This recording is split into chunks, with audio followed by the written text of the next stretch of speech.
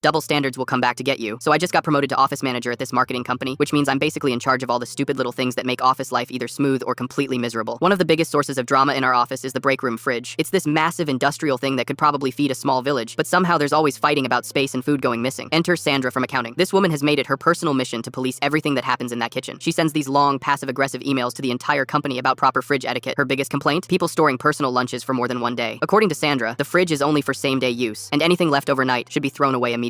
She started putting these bright yellow sticky notes on anything that looked like it had been there too long. The notes said stuff like, "This doesn't belong here," and "One-day rule, read the emails." Then she escalated to actually throwing people's food away. She'd come in every morning with rubber gloves and just start tossing stuff into the garbage. Leftover pizza from yesterday's lunch meeting? Gone. Someone's meal prep for the week? Straight in the trash. People were getting seriously mad about this, but Sandra always had the same response. She'd forward her original email about fridge rules and say she was just trying to keep the kitchen clean and organized for everyone. The breaking point came when she threw away this new guy Kevin's entire lunch. He'd brought homemade soup in a nice glass container that his girlfriend made him. Sandra tossed it because it had been in there since the day before. Kevin was so upset he couldn't even eat lunch that day. When he tried to explain to Sandra that it was just leftover from yesterday and still perfectly good, she went off about how food safety was everyone's responsibility. So management asked me to implement an official fridge policy. I put up a sign saying all personal items needed to be labeled with names and dates, and anything unlabeled or over 2 days old would be removed every Friday. Pretty reasonable, right? Everyone seemed happy with the compromise. Even Sandra stopped sending her weekly fridge emails. But then I started coming in early to get caught up on work before everyone else arrived, and that's when I discovered Sandra's little secret. Every Tuesday morning around 7 a.m., Sandra would come in with this huge bag of groceries. Not lunch groceries, like full-on weekly shopping groceries. I watched her unload entire packages of yogurt, sandwich meat, bread, fruit, cheese, all kinds of stuff. She was basically using our work fridge as her personal home refrigerator. And here's the kicker. None of it was labeled. Not one single item had her name or a date on it, even though she'd been throwing away other people's food for not following those exact rules. She'd spread everything out across 2 whole shelves, shoving other people's labeled lunches to the back to make room for her personal grocery haul. I started documenting this with my phone. Every Tuesday, same routine. She'd restock her personal mini-mart and then spend the rest of the week eating from it while lecturing everyone else about proper fridge etiquette. That Friday, I decided to enforce the official policy I'd created. To the letter, I went through the fridge and removed everything that wasn't properly labeled or was over 2 days old. Sandra's entire grocery stash went straight into garbage bags. Yogurt containers with no names? Gone. Deli meat from Tuesday with no date? Trash. Fancy cheese that she'd been rationing all week? Bye. When Sandra came in Monday morning and opened the fridge, she completely lost her mind. She started yelling about how someone had stolen her food and how this was completely unacceptable. That's when I walked over with the biggest smile on my face and showed her the official fridge policy sign, the same one she'd been using to justify throwing away everyone else's stuff for months. I explained that I'd simply followed the 2-day rule and removed all unlabeled items during Friday cleaning, exactly like we'd announced to the entire office. She tried to argue that her food was different because it was healthy and expensive, but I just pointed to the sign again. No exceptions, just like she'd been saying all along. Sandra never used our fridge for personal grocery storage again, and mysteriously, her weekly emails about fridge etiquette stopped completely. Now she brings one labeled lunch each day like everyone else.